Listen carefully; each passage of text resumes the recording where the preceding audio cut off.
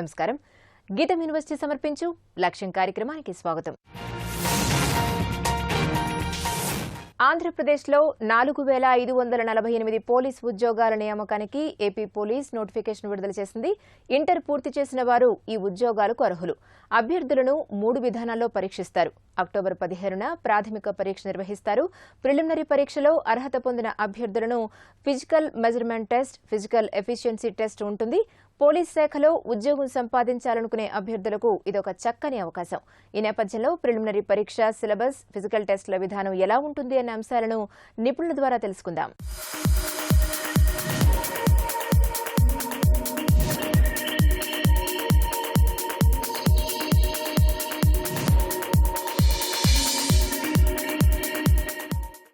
ఆంధ్రప్రదేశ్ రాష్ట్ర ప్రభుత్వము police constables recruitment కోసం నోటిఫికేషన్ విడుదల చేయడం జరిగింది. మొత్తం దీనిలో 4548 పోస్టులు విడుదల చేయగా అభ్యర్థుల ఎంపిక 3 అంచెల విధానం ద్వారా నియామకం జరుగుతుంది. మొదటిగా ప్రిలిమినరీ ఎగ్జామ్ని 200 మార్కులకు గాను 200 ప్రశ్నలు ఇచ్చి 3 గంటల సమయంలో పూర్తి చేయాలి.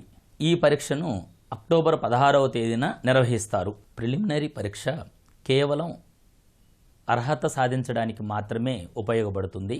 దీనిలో ఓసీ విద్యార్థులు 200 మార్కులకు గాను 80 మార్కులు సాధించాలి, అంటే 40%.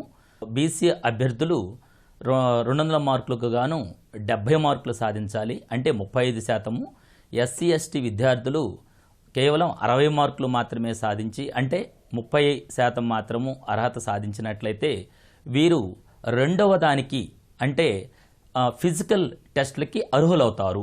ఈ పరీక్షలో 1600 మీటర్ల పరుగు పందెము, 100 మీటర్ల పరుగు పందెము మరియు లాంగ్ జంపులను నిర్ణీత సమయంలో పూర్తి చేయాలి.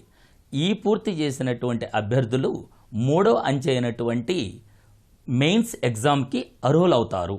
మెయిన్స్ పరీక్షలో 200 ప్రశ్నలకు 200 మార్కులు ఉంటాయి. దీనిని 3 గంటల సమయంలో పూర్తి చేయాలి. ఈ పరీక్షలో ఎవరైతే అత్యధిక మార్కులు సాధిస్తారో వాళ్ళని పోస్టులకి అర్హులుగా పరిగణిస్తారు. ప్రిలిమ్స్, మెయిన్స్లో ఒకే సిలబస్ ఉండడం జరుగుతుంది.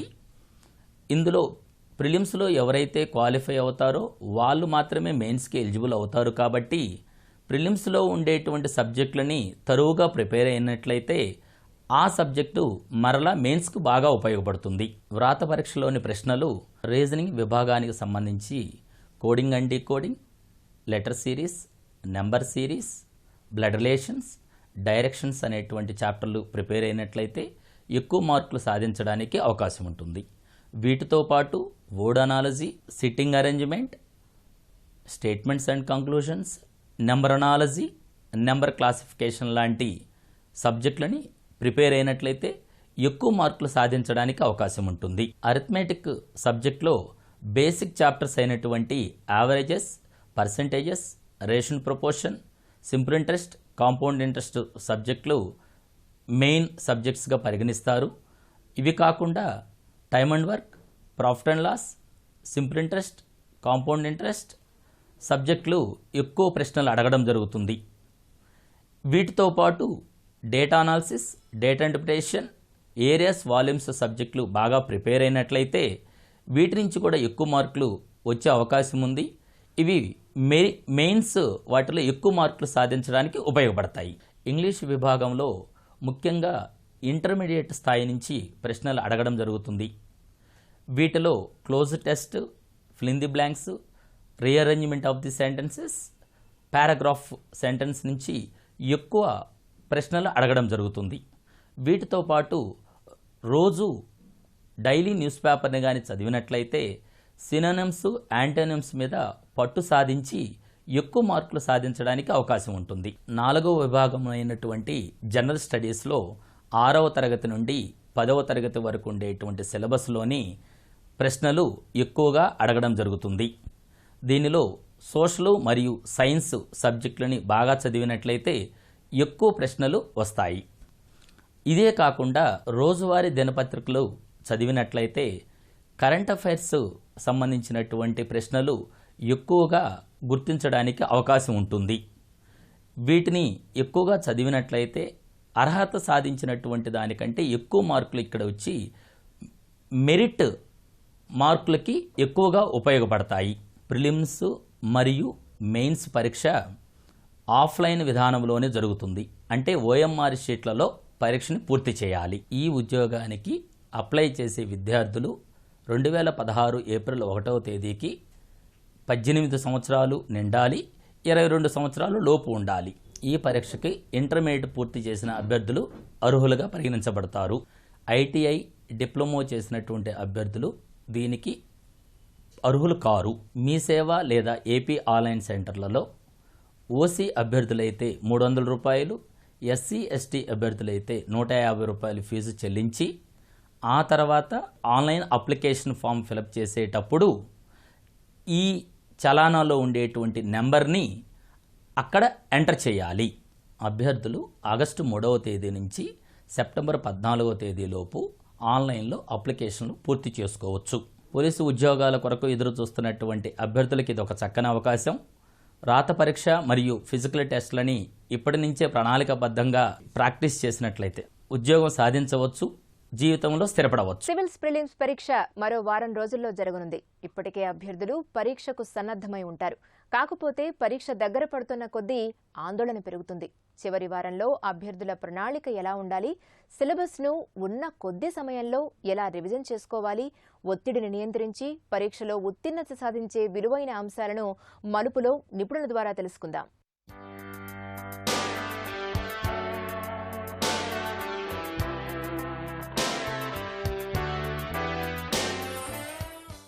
రెండు 2016వ సంవత్సరం ఆగస్టు 7వ తారీఖున జరగనున్నటువంటి ప్రిలిమినరీ ఎగ్జామినేషన్కి సివిల్స్ అభ్యర్థులందరూ కూడాను గత కొన్ని నెలలుగా ప్రిపేర్ అవుతూ ఉన్నారు. ఇక్కడ అభ్యర్థులు 2016లో క్లిక్ కావాలనంటే ప్రిలిమ్స్లో రాణించాలి, తద్వారా మెయిన్స్ ఇంటర్వ్యూ ద్వారా సివిల్ సర్వీసులు పొందాలి అని అంటే కొన్ని సూచనలు పాటించవలసినటువంటి అవసరం ఉన్నది. ఆ సూచనల్లో ముఖ్యంగా చాలామంది అభ్యర్థులకి ఉన్నటువంటి ఒక ప్రధానమైనటువంటి సమస్య, ముఖ్యంగా ఈ వారం 10 రోజుల్లో వచ్చేటువంటి సమస్య ఏంటంటే సిలబస్ మొత్తం మేము చదవలేదు అనేటువంటి ఒక సమస్య ప్రతి స్టూడెంట్కి కూడా వస్తుంది. ఇక్కడ ప్రతి అభ్యర్థి గుర్తుంచుకోవాల్సినటువంటి విషయం ఏంటంటే సిలబస్ మొత్తం కూలంకుషంగా మనము మాస్టర్ కావటం అనేటువంటిది ఏ విద్యార్థికి కూడా సాధ్యం కాదు అన్నటువంటి విషయాన్ని ముఖ్యంగా మనం విద్యార్థులు గుర్తుంచుకోవాల్సినటువంటి అవసరం ఉంది. ఒక సబ్జెక్ట్ని మనం చదువుతూ ఉన్నప్పుడు ఎగ్జామినేషన్ దగ్గరకు వచ్చే కొద్దీ ఆ ఎగ్జామినేషన్ యొక్క ప్రెషర్ ఎక్కువగా ఉన్నందువల్ల మనకి కన్ఫ్యూజన్లోనికి, డిప్రెషన్లోనికి వెళ్ళేటువంటి అవకాశం ఉంది. దయచేసి అభ్యర్థులందరూ ఈ విషయాన్ని గుర్తుంచుకొని, మీరు చదివింది చాలా ఎక్కువ చదివారు. సివిల్ సర్వీసెస్కి మనం ఎంపిక కావడానికి గత సంవత్సరం మనం మార్కులు కనుక చూసుకున్నట్టయితే జనరల్ అభ్యర్థులకి 200 మార్కులకి గాను 107 మార్కులు వస్తే వాళ్ళు క్వాలిఫై అయ్యారు మొదటి పేపర్లో. అట్లానే ఓబీసీ అభ్యర్థులకి 106 మార్కులు 200 మార్కులకు వస్తే క్వాలిఫై అయ్యారు. అట్లానే ఎస్సీ ఎస్టీ అభ్యర్థులకి అరౌండ్ 90-95 మధ్యలో ఉన్నారు. కాబట్టి ఇక్కడ గుర్తుంచుకోవాల్సిన విషయం ఏంటంటే 50% మార్కులు వస్తే మనము ప్రిలిమ్స్లో రాణిస్తాము అన్నటువంటి విషయాన్ని గుర్తుంచుకొని మనకి మార్క్స్ ఏవైతే ఉన్నాయో ఈ మార్క్స్ని 107 మార్కులు లాస్ట్ ఇయర్ వచ్చాయి. ఈసారి ఇంకా కొంచెం ఈజీగా ఉన్నా కూడా 110 మార్కులు, 115, మ్యాక్సిమం 120 మార్క్స్ కనుక 200 మార్క్స్ కనుక వచ్చినట్టయితే మీరు ప్రిలిమినరీ క్వాలిఫై అయిపోతారు, ఏ అభ్యర్థులైనా సరే. అంటే 120 మార్కులు జిఎస్ పేపర్లో తెచ్చుకోవాలి అని అంటే 60 ప్రశ్నల్ని కరెక్ట్గా పెట్టాలి. ఎందుకంటే ఒక్కొక్క ప్రశ్నకి 2 మార్కులు ఉంటుంది. కాబట్టి ఈ ప్రిలిమినరీ ఎగ్జామినేషన్ అనేటువంటిది 2 పేపర్ల రూపంలో జరుగుతుంది. ఒకటి పేపర్ 1, రెండోది పేపర్ 2. ఈ పేపర్ 2 అనేటువంటిది నామమాత్రమైనటువంటి క్వాలిఫికేషన్ ఎగ్జామినేషన్ మాత్రమే. అంటే 200 మార్కులకి 66 మార్కులు వస్తే దీంట్లో క్వాలిఫై అవుతారు. ఆ తర్వాత రెండో పేపర్ని పరిగణలోకి తీసుకోవడం జరుగుతుంది. ఆ రెండవ పేపర్లో 100 బిట్లు ఇస్తారు. 100 × 2 మార్కులు 200 మార్కులు. అంటే మీకు 120 మార్కులు కనుక వచ్చినట్టయితే, హైయెస్ట్ టార్గెట్ అది పెట్టుకున్నట్టయితే 120 మార్కులు వస్తే నువ్వు పేపర్ ఎలా ఉన్నా సరే ఎగ్జామినేషన్లో క్వాలిఫై కావడం అనేటువంటిది జరుగుతుంది. కాబట్టి 120 తెచ్చుకోవాలి అని అంటే 60 బిట్లు నువ్వు కరెక్ట్గా చేస్తే 120 మార్కులు వస్తాయి. 60 × 2. మరి దీంట్లో నెగిటివ్ మార్కింగ్ ఉన్నందువల్ల అభ్యర్థులు చాలామంది అత్యుత్సాహం చూపించి 85, 90, 95 కూడా ఆన్సర్ చేసేటువంటి ప్రమాదం ఉంది. ఈ విషయాన్ని చాలా క్షుణ్ణంగా పరిశీలించాలి.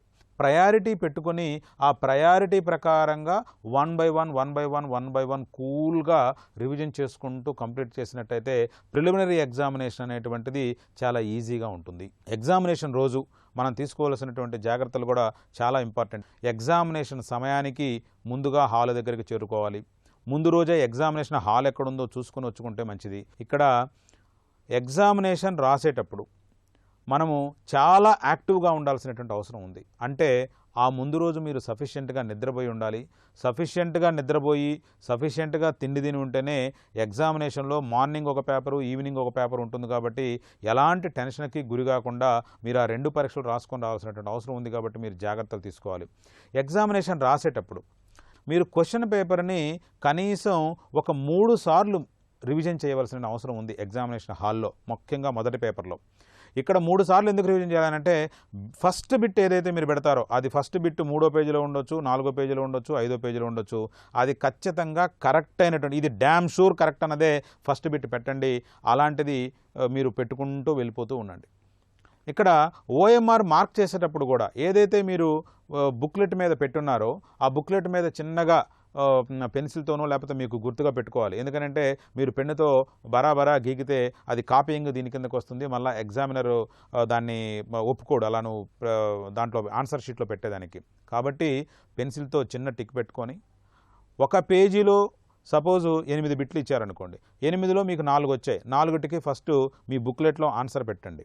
ఆ తర్వాత ఓఎంఆర్ షీట్ తీసి ఆ 4టిని సున్నాలు చుట్టేసేయాలి. చాలామంది అభ్యర్థులు చేసేటువంటిది తప్పిదం ఏంటంటే ఎగ్జామినేషన్లో పేపర్ ఇవ్వగానే అన్నిటికీ ఆన్సర్ షీట్లో బుక్లెట్లో ఆన్సర్లు పెట్టుకుంటూ వెళ్తాడు. లాస్ట్ పావు గంట ఉన్నప్పుడు, ఎందుకంటే ఇతనికి టైం చాలా మిగిలినట్టుగా ఉంటుంది, ఎందుకంటే సున్నాలు చుట్టట్లేదు కాబట్టి లాస్ట్ హాఫ్ అన్ అవరు 20 మినిట్స్లో సున్నాలు చుట్టడానికి ప్రయత్నం చేస్తాడు. ఆ సున్నాలు చుట్టేటప్పుడు ఈయనకి కరెక్ట్గా వచ్చినాయి, డౌట్ఫుల్గా టిక్లు పెట్టుకున్నాయి, ఇవన్నీ గుర్తుండక దానికి ఇక్కడ ఓఎంఆర్ షీట్ కనుక మీరు చూసినట్టయితే పక్కపక్కనే అన్నీ ఉంటాయి. ఒకటో దాన్ని చూస్తూనే ఉంటాము, ఆన్సర్ 2వ దాంట్లోనో ఎక్కడో పెట్టుంటాం. 15వ బిట్ చూస్తూ ఉంటాము, ఆన్సరు 16వ బిట్లో పెట్టుంటాం. ఇట్లా కన్ఫ్యూజ్ అయ్యేదానికి అవకాశం ఉంది. కాబట్టి అలాంటివి చేయకుండా మీరు మ్యాక్సిమం ఒక పేజీలో ఉన్నటువంటి బిట్లన్నీ ఆన్సర్ చేయండి. ఆ పేజీలో నీకు నచ్చిన క్వశ్చన్స్ అన్నిటికీ కూడాను ఓఎంఆర్ షీట్లో ఇమీడియట్గా అప్పటికప్పుడే మీరు సున్నాలు చుట్టేస్తే, సో ప్రతి పేజీలో మీరు ఆన్సర్ చేయటం, సున్నాలు చుట్టడం, ఆన్సర్ చేయటం, సున్నాలు చుట్టడం, ఈ కార్యక్రమం అనేటువంటిది నడవలసినటువంటి అవసరం ఉంది. లాస్ట్ వరకు మీరు సున్నాలు చుట్టకుండా ఉండకుండా ఏ పేజీని ఆ పేజీలో క్వశ్చన్స్కి ఆన్సర్ పెట్టుకుంటూ ఓఎంఆర్ షీట్లో పెట్టుకుంటూ వెళ్ళినట్టయితే మనకు సమయం అనేటువంటిది కరెక్ట్గా తెలుస్తుంది. మనకు ఎంత సమయం ఉంది, ఎన్ని బిట్లు చేసాము, ఇంకా ఎన్ని చేయాలనేది. ఈ విధంగా మనము పేపర్ని ఫస్ట్ మనకి ఆన్సర్ చూడంగానే తెలిసిపోతూ ఉంటుంది. అలాంటి వాటన్నిటిని పెట్టుకుంటూ వెళ్తాం. 2వ రివిజన్లో కొంచెం దాన్ని ఆలోచన చేసి పెట్టాల్సి ఉంటుంది, అలాంటివి పెట్టుకుంటూ వెళ్తాం. 3వ రివిజన్లో ఇంకా కొంచెం ఆలోచన చేసేవి ఉంటాయి. అలాంటి మొత్తం 3 రివిజన్స్ కరెక్ట్గా 100 బిట్లని చూడండి. 40 బిట్లు మనకు తెలియపోయినా పర్వాలేదు, 60 బిట్లు తెలిస్తే సరిపోతుంది. ఈ చిన్న జాగ్రత్తలు చూసి ఒక బ్రాడ్ ఓరియంటేషన్లో కనుక పోయినట్టయితే ఎగ్జామినేషన్ పాస్ కావడానికి అవసరమైనటువంటి 60 బిట్లని సునాయాసంగా మనం పెట్టి ఈ ఎగ్జామ్లో విజయదుందుకు ఉపయోగించవచ్చు. ఈ విధంగా ఈ సూచనలు కనుక పాటించినట్టయితే మీరు ఖచ్చితంగా రాబోయే కాలంలో కాబోయే ఐఏఎస్లు మీరే. విద్యార్థులు పాఠ్యాంశాలను అధ్యయనం చేసేటప్పుడు కొన్ని జాగ్రత్తలు పాటిస్తే మంచి ఫలితాలు ఉంటాయి అని అంటున్నారు నిపుణులు. చదవడానికి, అధ్యయనానికి ఎంతో వ్యత్యాసం ఉంది. సాధారణంగా విద్యార్థులు మొక్కుబడిగా ఆలోచన మరొక చోట పెట్టి విషయాన్ని అర్థం చేసుకోకుండా చదువుతూ ఉంటారు. వ్యక్తి ఇన్వాల్వ్మెంట్తో పాటు అంశం బాగా అర్థమైతేనే ఆ అధ్యయనానికి మంచి ఫలితం ఉంటుందని అని చెబుతున్నారు నిపుణులు. చదివేటప్పుడు ఎలాంటి మెళకువలు పాటిస్తే మంచి ఫలితాలను పొందవచ్చో నిపుణుల ద్వారా తెలుసుకుందాం.